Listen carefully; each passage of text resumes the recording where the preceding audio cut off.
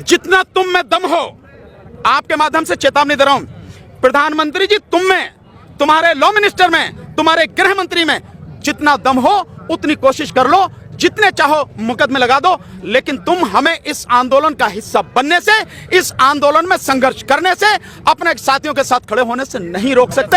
हम जीवन के अंतिम सांस तक लड़ेंगे। मैं जानता हूं अनपढ़ आदमी को क्या पता होगी, पढ़ा लिखा हो तो पता हो। अगर पढ़े लिखे प्रधानमंत्री होते तो जो आपसी सहमति वाली बात है जो कल उन्होंने कही कि किसान जब चाहे एग्रीमेंट से बाहर हो सकता है, प्रधानमंत्री जी मैं बता रहा हूं, आपके लॉ मिनिस्टर है ना रविशंकर प्रसाद, जरा उनके सामने कानून की किताब रख के उनको कहना बता यार क्या है इसमें। उसकी धारा 11 में लिखा है प्रभु कि इसमें इस एग्रीमेंट को केवल आपसी सहमति से ही बदला जा सकता है या उसे खत्म किया जा सकता है। किसान नहीं कर सकता अकेले, ना व्यापारी कर सकते। रविशंकर प्रसाद ये भी कह रहे हैं कि किसानों के अलावा अगर कोई दूसरा आंदोलन जाएगा तो उसके ऊपर कानूनी कार्रवाई कर लो ना, हम करें सीना ठोक के करके लगाओ धारा, तुम्हें पता है। अरे का होने से क्या फर्क पड़ता है यार, मैदान जंग में है यार, इनसे कौन घबराता है। 1998 में मेरे पास मुकदमा, मेरे खिलाफ मुकदमा हुआ 21 साथियों के खिलाफ, 5 साल बाद सरकार ने वापस ले लिया। इससे क्या फर्क पड़ता है? क्या इस मुकदमे के डर से हमें वकीलों को डराओगे? तुम्हें शर्म आनी चाहिए। वकील अगर डर गया तो फिर कैसे काम चलेगा? जितना तुम में दम हो, आपके माध्यम से चेतावनी दे रहा हूं, प्रधानमंत्री जी तुम में, तुम्हारे लॉ मिनिस्टर में, तुम्हारे गृह मंत्री में जितना दम हो उतनी कोशिश कर लो, जितने चाहो मुकदमे लगा दो, लेकिन तुम हमें इस आंदोलन का हिस्सा बनने से, इस आंदोलन में संघर्ष करने से, अपने साथियों के साथ खड़े होने से नहीं रोक सकते। हम जीवन के अंतिम सांस तक लड़ेंगे। ना कानून हम क्या समझे, कानून तो मोदी जी समझे। जो मोदी जी ये कह रहे थे ना कि भाई इसमें किसान की फसल अगर बर्बाद हो जाएगी तो किसान की फसल बर्बाद होने पर भी व्यापारी किसान को उसकी कीमत देगा। मोदी जी जरा मैं तो आपको याद दिला दे रहा हूं, ये गन्ना किसान देश भर के, इनका 15,683 करोड़ 15,683 करोड़ पिछले 2 साल से पड़ा है। इसमें 12,000 करोड़ पिछले सालों का है, बकाया अब का नए साल का।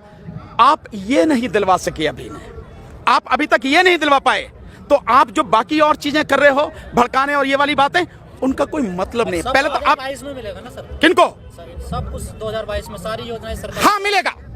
2022 में जब मोदी जी की सत्ता जमीन से उखाड़ के फेंक देंगे तब जरूर किसानों को मिलेगा, पक्का मिलेगा। प्रधानमंत्री ने आज एक बात और कही, कल उन्होंने कहा कि दिल्ली में कुछ बैठे लोग मुझे लोकतंत्र पढ़ा रहे हैं।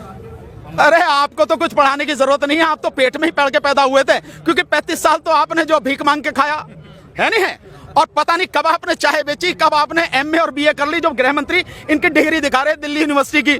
तो ये जो सारी चीजें हैं, लोकतंत्र हमें पढ़ाने की या आपको पढ़ाने की जरूरत नहीं है। आप जानते नहीं हैं, और आप क्योंकि तानाशाह हैं और इस देश में आप राजतंत्र स्थापित करना चाहते हैं, इसलिए आप संविधान और लोकतंत्र की हत्या कर रहे हैं। अगर आप लोकतंत्र जानते आपके हिसाब से, जैसा आप कह रहे हैं, तो आप लोगों की बात सुनते, लोगों के बीच आते, उनके दुख दर्द को जानने की कोशिश करते। कोरोना में जब लॉकडाउन था तब आप पिछले दरवाजे से कानून लेके आए। आपने किसी किसान से, आपने किसी किसान से, आपने किसी किसान संगठन से और राज्यों से कोई आपने सलाह मशवरा नहीं किया। आपने सर भी झुका रहे हैं, हम 4 बार जोड़ लेते हैं, कोई बात नहीं, हम भी हाथ जोड़ लेते हैं। प्रभु हम भी आपको हाथ जोड़ रहे हैं कि अपनी गलती को मानो और कानून वापस ले लो। बिल्कुल प्रधानमंत्री, नहीं पैर की छुएंगे ऐसा थोड़ी है, कोई पैर छुए बिल्कुल नहीं छुएंगे सर। तानाशाह व्यक्ति जो देश को बर्बाद करने पर तुला हुआ है, आप उसके पैर छूने की बात छोड़िए, देश उनको सम्मान कर रहा है, यही बड़ी बात है। पैर छूने का मतलब ही नहीं है। तानाशाह बता रहे, वो कह रहे हैं आने वाले दौर में ये डेमोक्रेसी मदर कहलाई जाएगी, माँ कहलाई, काय की माँ कहलाई जाएगी, पूरी दुनिया की लोकतंत्र की माँ। तो अब ये बताने की जरूरत है, ये लोकतंत्र की माँ है। भगवान बुद्ध के जमाने में जाओ, गणतंत्र पढ़ा है, मुझे मालूम है कि आपको इतिहास की जानकारी कुछ भी नहीं है। अगर आप चले जाओ तो देश में गणतंत्र पहले थे, 10 बड़े गणतंत्र थे भगवान बुद्ध के समय में, तो डेमोक्रेसी हमारे देश में उस समय से थी। ये तो आप जैसे लोग जो आए, जिन्होंने जाति के नाम पे, वर्ण के नाम पे, धर्म के नाम पर इस देश को बर्बाद किया, तब जाके ये सारी चीजें हुई हैं। वरना इस देश में लोकतंत्र बहुत पहले से था, तुम्हें बताने की जरूरत नहीं है। सरकार को सर ये भूल तो नहीं है कि वोट हमें देंगे आंदोलन करने का? ना वो तो मैंने आपको बता दिया, सरकार इसलिए भी नहीं सुन रही, उसे हमारी वोटों की जरूरत नहीं है, क्योंकि उनके पास वोट छापने वाली मशीन है, EVM, every vote for Modi, आपने देखा ना। तो क्योंकि ईवीएम है इसलिए आपकी और हमारी वोटों की जरूरत नहीं है। अगर हमारी वोटों की जरूरत होती निश्चित रूप से प्रधानमंत्री हमारी बात सुनते, लेकिन अन्याय और अत्याचार की भी एक हद होती है। लेकिन सर आप वो हद, वो सीमा अब पार हो चुकी है। अब देश का व्यक्ति इसको जान चुका है, समझ चुका है।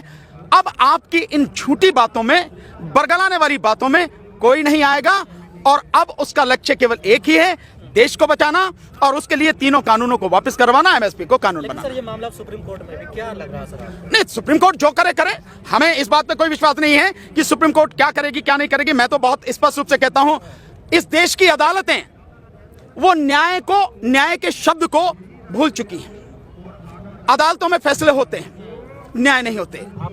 बिल्कुल एडवोकेट हूं, तभी बता रहा हूं आपको, तभी कह रहा हूं मैं। जितने लोग जेल में पड़े हैं, 60% वो लोग हैं जिन्होंने कोई गुनाह नहीं किया है। जेलों में जाके देखिए आप, जो उन पर सर्वे होते हैं, रिसर्च आती हैं, उन रिसर्च में जाके देखिए आप। अगर अर्नब गोस्वामी की बेल की जो एप्लीकेशन आती है, उस एप्लीकेशन में खामियां होते हुए भी सुप्रीम कोर्ट तुरंत उसको जो अगले दिन सुनती है। लेकिन अगर भीमा कोरे गांव के जो लोग हैं, उनकी एप्लीकेशन आती है इस बात के लिए भी कि इन्हें कम से कम मेडिकल सुविधाएं तो उपलब्ध करा दो, सुप्रीम कोर्ट के पास सुनने को वो समय नहीं है, और कहती है नीचे जाके आप जाओ सुनो। क्या माना जाएगा इसको? 83 साल के फादर स्टैनली, जिनको पार्किंसन की बीमारी है, जिनके हाथ पैर कांपते हैं, 83 साल की उम्र में उस इंसान को आप गिरफ्तार करके ला रहे हैं कि भीमा कोरे गांव में आप उस षड्यंत्र में शामिल थे, जिसका भीमा कोरे गांव से कोई अभी सुनिए आप गजेंद्र, जिनका कोई लेना देना नहीं।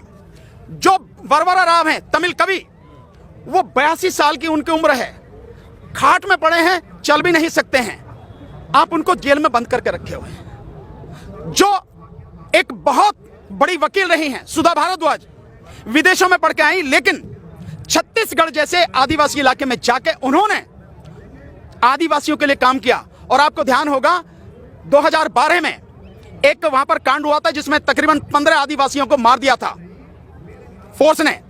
उसके विषय में उन्होंने कहा था कि आदिवासियों की कोई गलती नहीं, वो नक्सलवादी नहीं थे, वो आम नागरिक थे। जिसके विषय में मध्य प्रदेश हाईकोर्ट के एक जज गुप्ता जी, जिनको एक कमीशन जो था, उस कमीशन का उनको चेयरमैन बनाया गया, और अभी 1 साल पहले हुई होगी मुश्किल से, उन्होंने वो रिपोर्ट दाखिल करी, और उसमें उन्होंने वही कहा है जो सुधा भारद्वाज जी ने कहा था। ये लोग कोई नक्सली नहीं थे, महिलाएं भी थी, बच्चे थे, बेगुनाह लोग थे, आम आदमी थे, जिनको फोर्स वालों ने मार दिया। उन्हीं सुधा भारद्वाज को केवल वो आवाज उठाती, इसलिए बंद कर रखा आपने। लेकिन आनंद तेलतुंबड़े साहब, जो इतने बड़े विद्वान हैं, 35 किताबें जिन्होंने लिखी हैं, दुनिया की अलग अलग यूनिवर्सिटियों में जिन्होंने पढ़ाया है, आप उनको बंद करें। उनकी चीजें सुनने के लिए आपके पास समय नहीं है। उनकी बेल एप्लीकेशन, उनकी कोई एप्लीकेशन आप सुनने का टाइम नहीं है। लेकिन वो आदमी जो इस देश में दंगा करवाने के लिए जी तोड़ कोशिश कर रहा है, आर भारत का जो मालिक है अर्नब गोस्वामी, आपको उसकी बेल एप्लीकेशन सुनने के लिए टाइम है आप, और उसे आप तुरंत बेल दे रहे हैं। और आप कह रहे हैं कि किसी को अगर अच्छा नहीं लगता इसको चैनल मत देखो, तो भाई हम जो कर रहे हैं मत देखो। आप जो हमारे बात कह रहे हैं, अगर आपको बुरी लग रही है मत सुनो, आप मत देखो। आप ये समझना पड़ेगा अदालतों को, कोई आप वो कर क्या रहे हैं। मैं वकील हूं इसलिए बता रहा हूं, और मैं बहुत सी चीजें आपको बता सकता हूं, और उसके सबूत भी आपको, आप ही के माध्यम से आपको रिकॉर्ड भी करवा सकता हूं। अदालतें केवल नाम की रह गई हैं। अगर अदालतें ईमानदारी से काम कर रही होती, न्याय देने की स्थिति में होती, न्याय करती, संविधान की रक्षा कर पाती, संविधान में जो जिम्मेदारी उन्हें दी गई उसे कर पाती, इस देश में इतना अन्याय और इतना अत्याचार नहीं होता, लोग सड़कों पर नहीं होते। आप कह रहे हैं सरकार तानाशाह हो गई, अदालत को कोई विश्वास नहीं, तो फिर किससे न्याय मिलेगा आपको? सड़क से। मैंने तो पहले भी कहा था, जब सरकार ही तानाशाह हो जाए, सारे जो संवैधानिक संस्थान हैं सरकार के गुलाम हो जाएं, और अदालतों से भी न्याय ना मिले, तो केवल एक ही रास्ता है, जन आंदोलन, सड़क का रास्ता।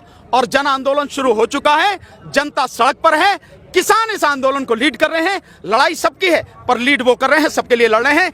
इसी से ये गंदगी साफ होगी, और अब के जब साफ होगी तो पूरी ही गंदगी साफ होगी। सरकार करे 20 राज्य के किसान हमारे साथ हैं, लिखित में लेटर। मैंने कितने राज्य गिनाए अभी थोड़ी देर पहले आपको? गिने ना आपने? कौन गिना रहे हैं? तो सरकार ये बतावे कि वहां के कौन कौन से किसान हैं, हम तो दिखा देंगे जो किसान बैठे हैं। कौन वीडियो कॉन्फ्रेंसिंग है? वीडियो कॉन्फ्रेंसिंग में आपको क्या पता कि कहां बैठी है? पता है आपको? आप बताओ, आप पत्रकार हो, उनके बताने की बात नहीं, मैं आपसे कह रहा हूं। सरकार तो कुछ भी बताती है। सरकार तो ये भी कहती थी कि आमदनी दुगनी हो गई। छत्तीसगढ़ की एक महिला को लेके आए थे, और पुण्य प्रसून वाजपेयी ने तुरंत ही उन्हें नंगा कर दिया था। वहां जाके पूछ लिया था, वो कह रही कोई आय दुगनी नहीं हुई। आ रहा नहीं आ रहा? सर बाबा रामदेव कह रहे हैं कि प्रधानमंत्री तो सुधारना चाह रहे हैं लेकिन टाइम लगेगा, धीरे धीरे। रामदेव से कहो पहले तू तो सुधर जा। तीसरे कारपोरेट रामदेव से बोलो, अबे तुझे जो है वो वहां से विदेशों से काला धन था, भूल गया अब? 7 साल से तुझे याद नहीं आ रहा काला धन? जब तो बड़ा जो है मैं तो घूमता फिरता है, जो 15 लाख आ जाएंगे खाते में, प्रधानमंत्री सब करें। हाँ अजय, अब तो एडवर्टाइजमेंट करता, विज्ञापन करता है। जी जी जी जी, रामदेव के देखिए, मैं नहीं, आप देखिए, मैं नहीं, आप सारी रिपोर्ट देखिए। लाला रामदेव के जितने भी प्रोडक्ट हैं 60% प्रोडक्ट आउट ऑफ डेट हैं, या जो पैमाना है उस पैमाने पर खरे नहीं उतरते हैं। ये रिसर्च बार बार आई है, एक बार नहीं कई बार। इस देश में धर्म के नाम पे अंधे लोगों की बहुत बड़ी संख्या है, और वो जो दुकानदारी कर रहा है वो धर्म के नाम पे कर रहा है। ये सबसे बड़ी दिक्कत है। इसलिए लोगों को सोचना है कि हमें धर्म के नाम पर गुमराह नहीं होना, हमें जो मुद्दे हैं उनकी बात करनी है। रामदेव से ये पूछो, स्वदेशी की बात कर रहा है, जिस गाड़ी में घूमे कौन सी है वो? और तू दुनिया को दवाई बांटता फिरा। जब तुझे हार्ट अटैक हुआ या तेरे उसको हार्ट अटैक हुआ तो यही आया ना एम्स में, उसी से ठीक कर लेता है नहीं है? और जिस प्रधानमंत्री की बात कर रहा, प्रधानमंत्री जिस गाड़ी में चलते हैं, 9 गाड़ियों का जो काफिला है 9-10 का, एक गाड़ी की कीमत 3.5 करोड़ है, और विदेशी गाड़ी है BMW, विदेशी गाड़ी है। स्वदेशी की बात करते हो तो पहले उसमें चलो ना। स्वदेशी की बात करते हो और सिर्फ अपने घूमने के लिए प्रधानमंत्री 10,000 करोड़ का जहाज खरीद के ले आए, और इस 10,000 करोड़ में 10 रफेल आते, 10 रफेल, जो पूरे पाकिस्तान के लिए काफी थे। लेकिन एक प्रधानमंत्री अपने लिए 10,000 करोड़ का विमान लाता है, और वो स्वदेशी की बात कर रहे हैं। तो ये जो सारी चीजें हैं दुनिया समझती है, सब समझती है। हाथी के दांत दिखाने के कुछ और खाने के कुछ और। प्रधानमंत्री कहते हैं लोकल वोकल की बात करते हैं।